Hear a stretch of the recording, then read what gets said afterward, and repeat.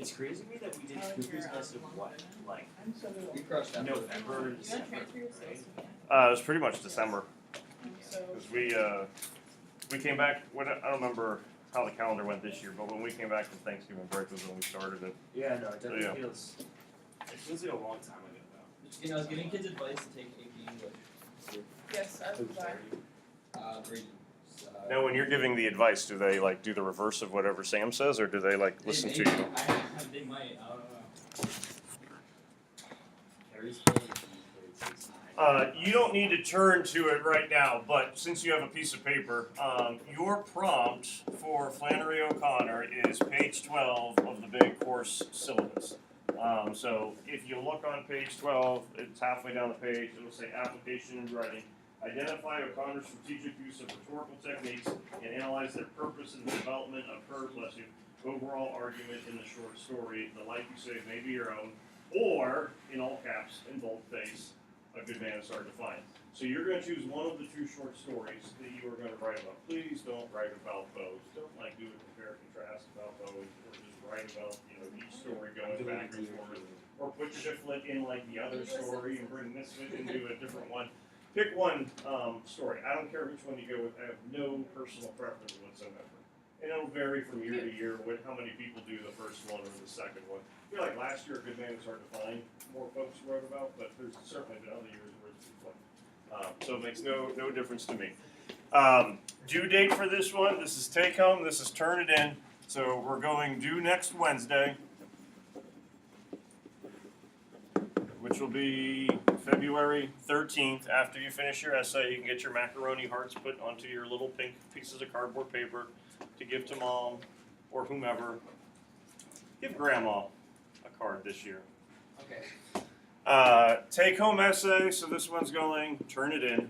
And I think I mentioned to you that this will be our last take home essay that we'll do for some time. Not the last one total for the year, but pretty much from now then until AP exam, for the most part, it's going to be TWA that we'll be going with. So you're still going to do the same thing with, to be verbs as we've been doing.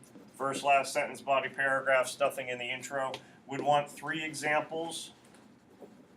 So that would be 2 quotes and 1 citation. If you want all 3 to be quotes, you can certainly do that per body paragraph. So all the rules have been the same. The one thing that is different, and I'm not doing anything with simple, compound, complex sentences, like we were doing with Revision Assistant, but the one thing that is going to be a little bit different for your quotes, max of 8 words. So you're not going to be doing a big long quote of dialogue between multiple people or anything like that. You're taking the words that you want. You've gotten better at that. She hasn't. Yeah. So she'll have to get better for this one. Okay. Now I do think with the examples that you probably would have been going with, I think it'll work out pretty well. I don't think you'd have any super real long big passages that you would want to use. If there is, this would probably be more dialogue, I would think. Say there's something from the Misfit that you want to quote, when he's kind of rambling off. As long as the key words are included within your passage, you're okay. So if you start off with a sentence and then you go, dot, dot, dot, and then you finish off the sentence, and then the main idea of what you want is provided in the quote, you're okay. What you can't do is go the, dot, dot, dot, and then so there, exclamation point, and have the reader go back and find that big lengthy quote and assume then that they'll include all that information.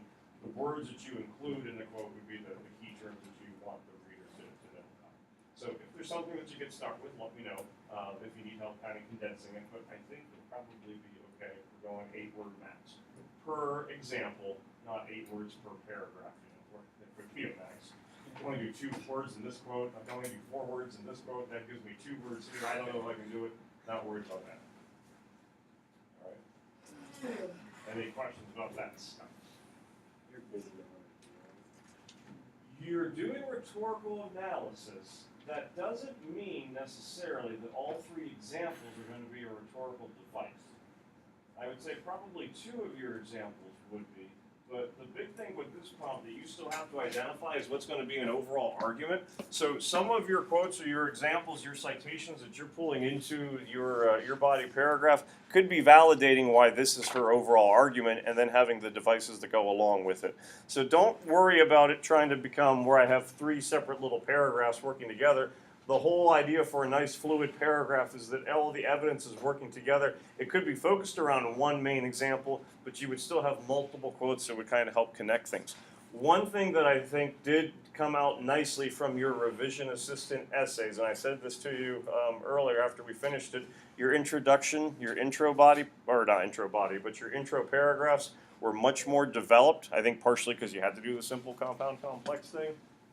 Maybe take a look at the diagram, the analysis map that you have in your weekly syllabus or in your course syllabus, and follow through with that same setup, because I think it might get the essay kind of off to a little bit stronger start. So to figure out what in the world O'Connor could potentially be trying to do, that's why we're going to go soapstone.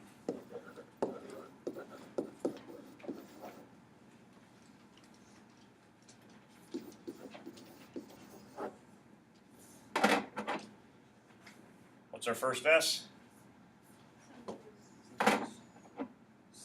Wow. No.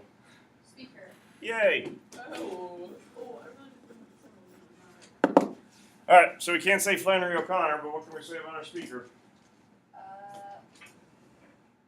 Was it Southern Gothic? Southern Gothic writer, Southern yeah. Gothic writer. Female writer. You're Oh, gonna and say, yeah. well, come on. Shouldn't have to be. She just is. Yeah, she should be.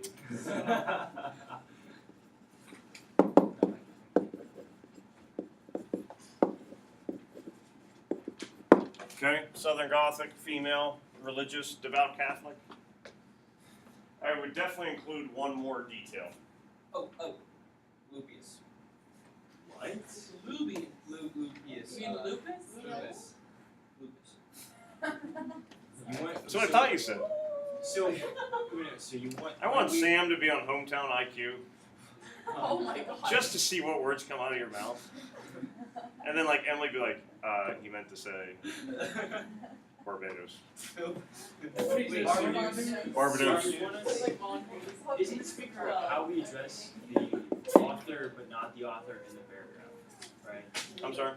Like, so we say the female says, or like the Southern Gothic writer says, instead of just like the author or O'Connor. You mean like as you're writing? Yeah. No, I mean you can like you would still say O'Connor while you're writing your essay. The whole idea is that these attributes, because if we just say, Flannery O'Connor to a person who's unknowing about this stuff, it's not going to mean a whole lot. But I think when you take into consideration, someone who is terminally ill, whether female or male ends up being a big deal. But I think this stuff kind of leads into more purpose subject as to what is she trying to get at. I would think knowing that she is a deeply religious writer would influence some of the rhetorical devices that you potentially may do. Now keep in mind, if you want to write about religious illusions, go for it. If you don't want to go anywhere near religious illusions because you don't feel comfortable or knowledgeable enough about it, that's fine as well. I'm not going to try to make you do that. But no, you're not going to lose points for writing O'Connor, as you write the essay. Within your intro, or dependent upon the device and the argument that you're using, I could certainly see you incorporating this stuff into part of the analysis, as to why it could be significant. Since we mentioned O'Connor, please make sure you don't do this. Oops. Don't do that. Yeah, don't do that. Don't do that. Forgot that wouldn't work once I drew the circle. What's wrong? It's with an O. It's with an O, so don't mess up the spelling of her name. Are you getting mad? Oh, if it's we do? Connor. That's just Connor, but just But if you want to It's say, not Connor. That's how it's. okay, Sam. Wait, so you spell it? Oh. So there's 3 O's. There's 3 O's.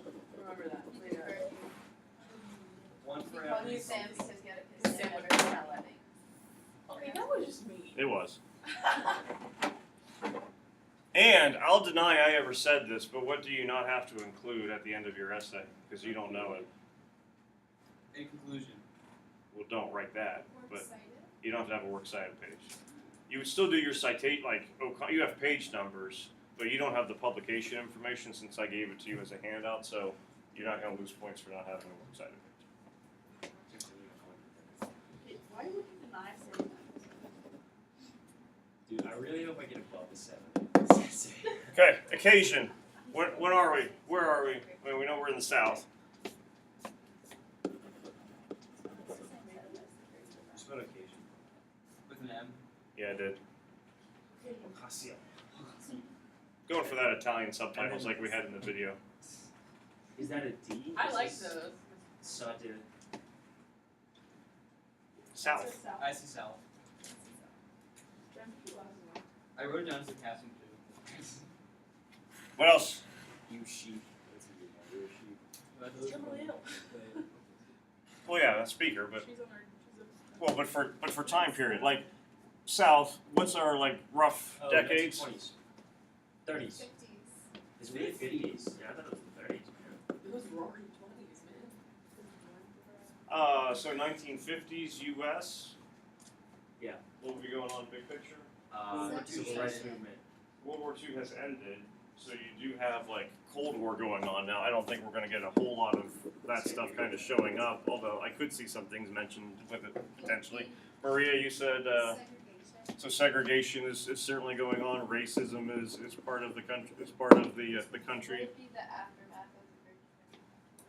You know what? In some places of the rural South, especially, I mean, yeah, there would be, like, and in some ways, people were still holding on to things. So the fact that it's a 28 or a 29 Ford that is still sitting in Crater's yard wouldn't be unusual because people don't want to give stuff up in case that were to happen again. Right. Yeah.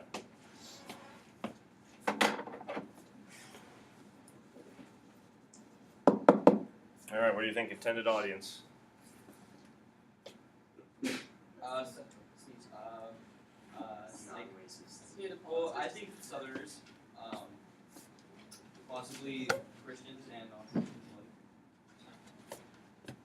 People like us. Okay, so like non-believers. Yeah.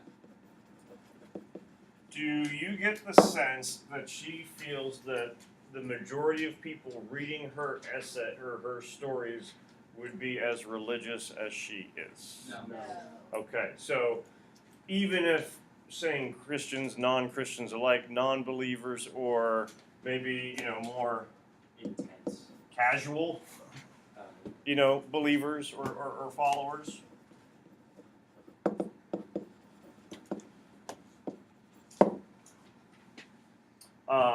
I don't know if this makes it sound more incriminating, but if in her mind, if they're non-believers or maybe not as strict as her, what could be even a more general term? I'm thinking of an S word. Oh, what's that called? Satan. I wouldn't go that far. That's an even Oh, No, I was You're the devout Catholic for your Satan. sinners. Oh, yeah, that too. Which I think if you were a Satanist, she would throw you into that category. So, It's an umbrella term. I was on prompt. Anything else? The hot spots that I just took it a step further. you feel bad. Students. We're here. Escape English. To get a whole. Well, is there somewhere she specifically would publish these, like in a magazine or something? Or is it just like? No, she publishes a couple of novels in her lifetime, and then she also publishes an anthology of short stories. So the book it comes out, it's called A Good Man Is Hard to Find, and it has a collection of short stories in it. So yeah, she would be publishing a book that it's not going into like Harper's Weekly or anything like that. That's the only things that you would read. Skip purpose and subject here for a second. Overall tone. Soon? Depressing. I would say melancholy. I like melancholy. Sure, guys. Sunshiny to me. Ominous. Okay, when it comes to tone. Especially with the same tone part. That's pretty awesome. Unsettling. For the second one. blanked out there. Yes, I saw you scraping. I was.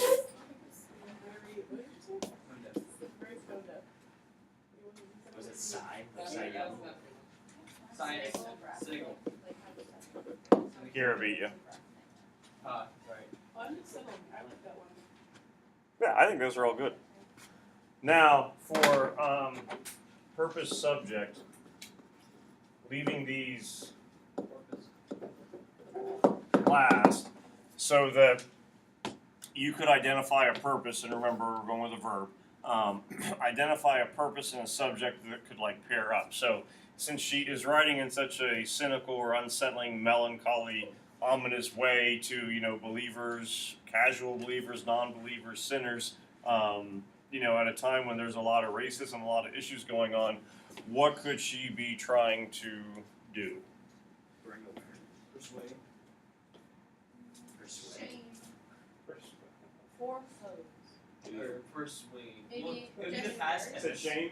Persuade. Yeah, like tell people that would be terrible for not being Okay, so Say You know what? I think that's a fair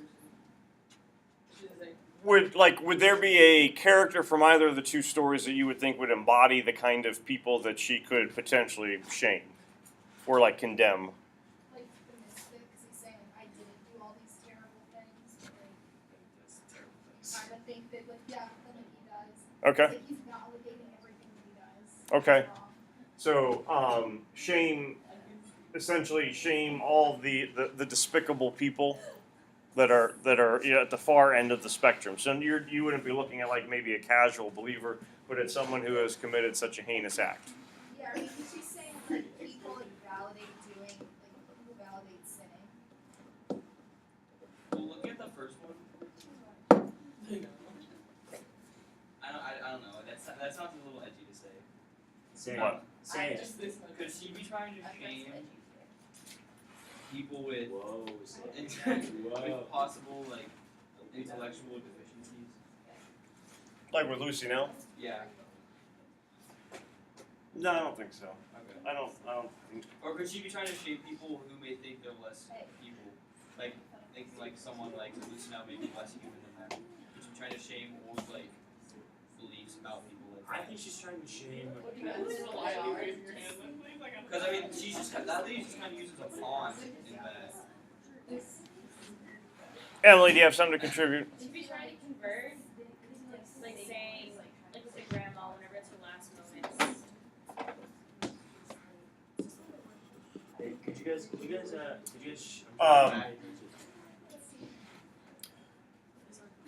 Convert, you said grandma?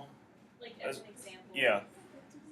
So like kind of more of that category of folks? Okay, so convert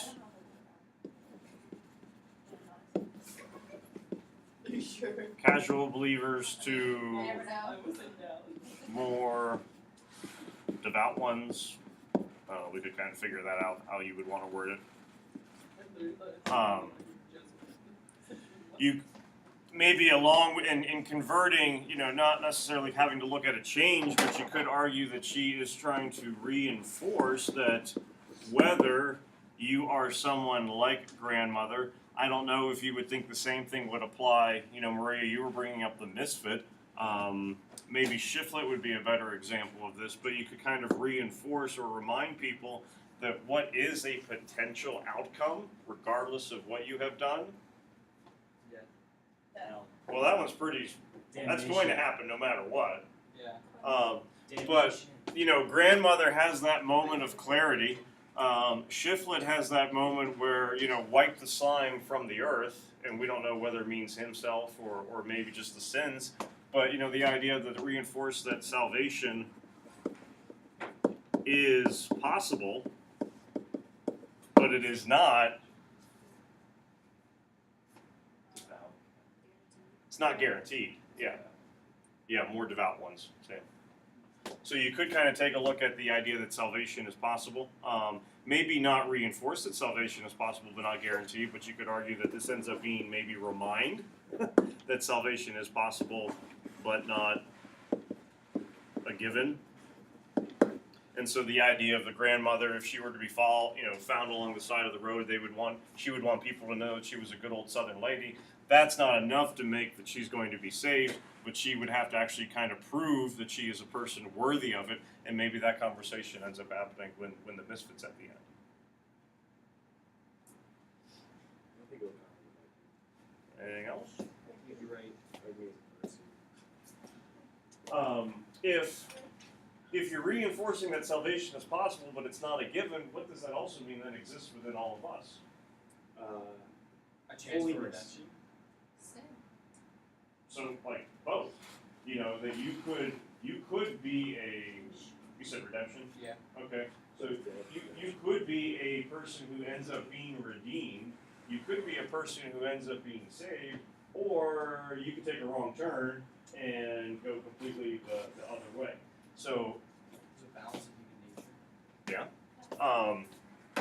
And we're going back to I was to thinking Caesar. about that. Yeah, are you kidding me? and time does not exist. Just take it way back to Miss Washington. The river. It's fit. That's a proof. Yeah. It's my wife.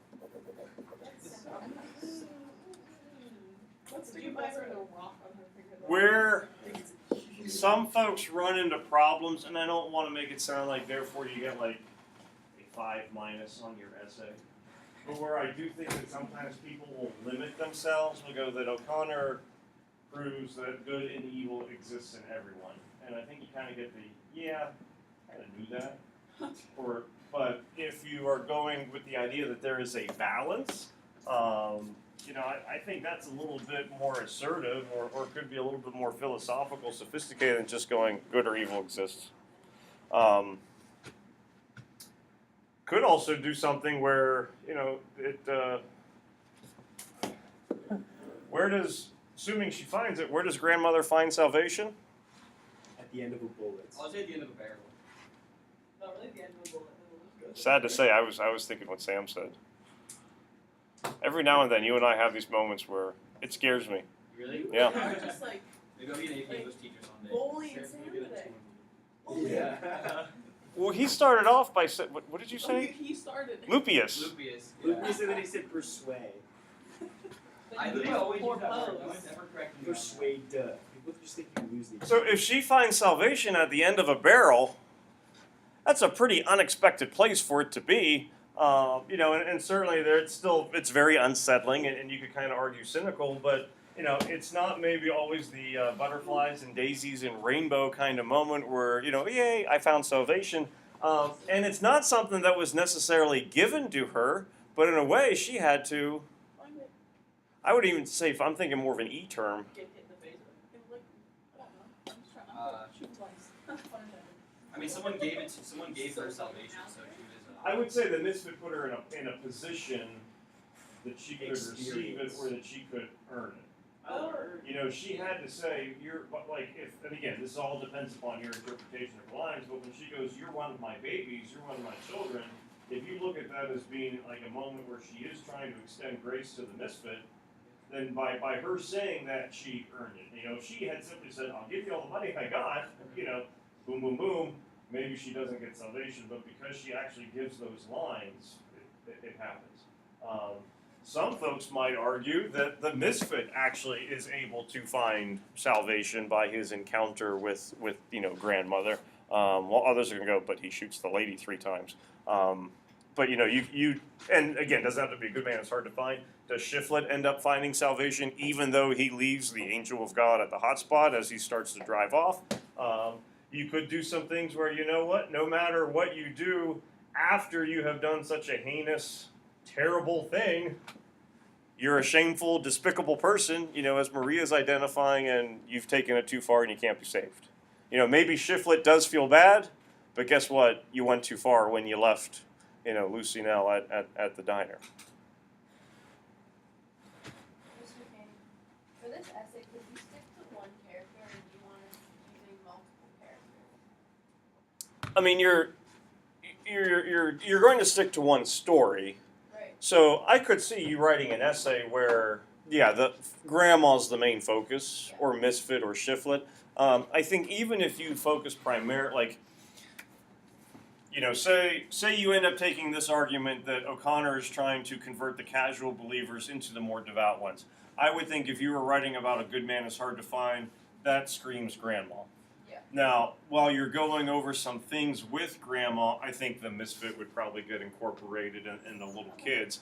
I have no problem with her being the focal point, you know, or the misfit or shiflet. Conversely, if there was something where you're writing and you think one body paragraph should focus on grandma, one body paragraph on the misfit, one body paragraph on the family as a whole, I'd be okay with that too. But each story definitely has like a focal character or main person that, yeah, you could develop an essay around him or her. So do the 3 bullets then represent the Holy Trinity? Let the misfit shoots. Yeah. Some. Here, that's that idea. Now she's going to steal it from you. Just because you move seats, you still Rule of threes. listen to what you're saying. Yeah, that's something that I don't want to say for sure. Yes, that's what it definitely is. But with the amount of other allusions that are kind of leading up, there's no reason why it couldn't be. I don't remember if we mentioned it or not. You know, she goes to touch him, and he feels as if a snake has bitten her. You know, you could argue that she hasn't earned that redemption yet because she's still getting described as like that serpent, snake-like character, where maybe she's not saved at this point. But yeah, that could be definitely an example that you could go with. And that would be something where, you know, where we talked about 8 max words for quotes or whatnot. If you were simply right, you know, in the misfit by shooting grandma 3 times, that's a specific detail that you could cite and paraphrase in your own words, and it would be okay with it.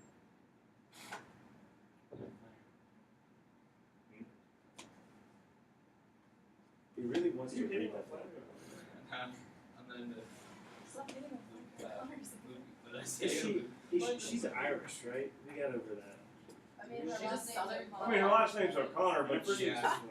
it's not as if they came off the steamship, you know, 10 years before. She when you listen to her speak, she is as southern as like she has a definite southern twang. Where you're like, wait, what? Like You have, the Runaways. you have to hear that again. I What's don't that? Jackhammer. Who? He played baseball with Ben. What are I have both stories, but doesn't mean it could apply to just one or it could apply to both. Just off the top of our head, so we can kind of think about it. What are some devices that we know show up in the story? Foreshadowing. Thinking one or both? So, I would lean towards good man. Definitely in a good man. Yeah. I can't think of any top of my head there.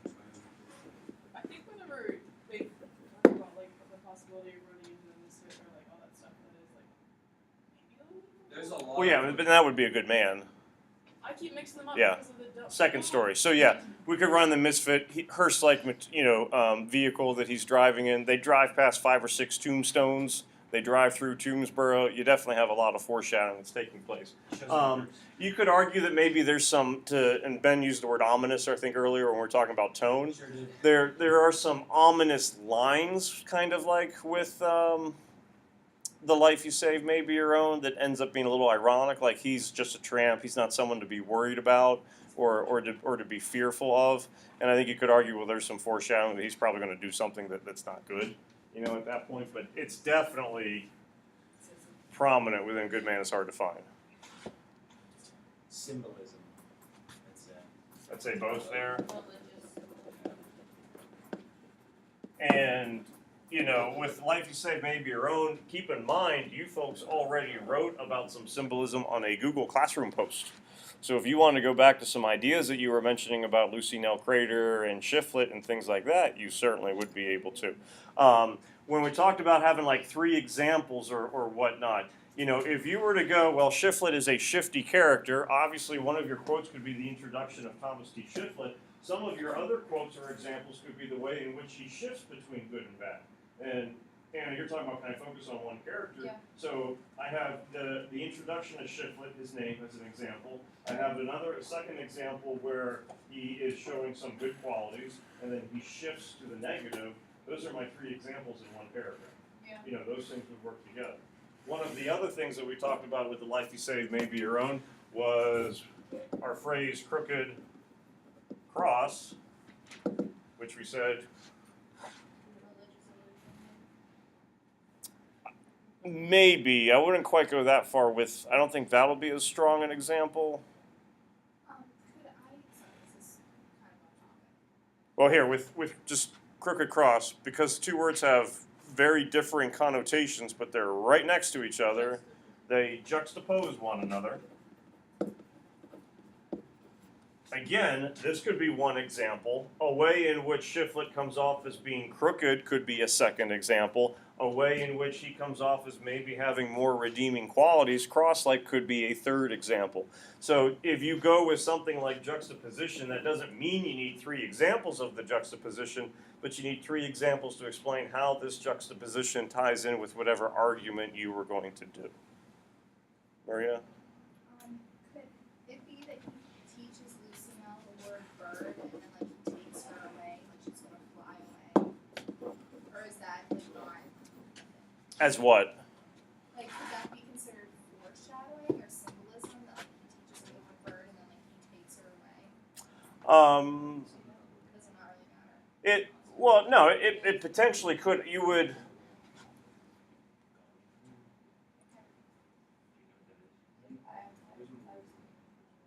I'm thinking you might get more out of doing irony with it. You know, it's ironic that teaches her this word and then takes away. Problem is, she's not free to fly, you know, on her own, where she's kind of grounded or stuck in some places. I think there's an allusion to Gone with the Wind in the first one. I think it's the second one. Do you think so? Maybe you're right. I think when they're in the car, Grandma makes reference. Yeah, she does. Okay, there you go. When when they're doing their little games and all that kind of stuff along the way. She said. I just have a question about if I was to use symbolism, like name symbolism Mhm. for character. So if I wanted to put an example, like if I was doing checklist, if I wanted to do like an example of him being good and an example of him being bad, could one of my examples just be his name? Or no? Yeah, like one of your examples could be the introduction of him. I mean, because you're looking at his name, like. Okay. Yeah. Okay. And then that could be one where I don't have to exactly quote it. It could Right. be a page number? Yeah. Oh, Yeah. sick. Okay. Sorry. Stressing already. So the hope is that you're at least kind of going, and I'll just leave your book sign out things. Have an idea as to which story you want to look at. You still have some time. You have a week. Pick your argument before you pick your devices. You know, don't sell out in the sense I'm doing name symbolism no matter what. But figure out what argument do I need. Then we can figure out which example is best supported. I'm shooting for 5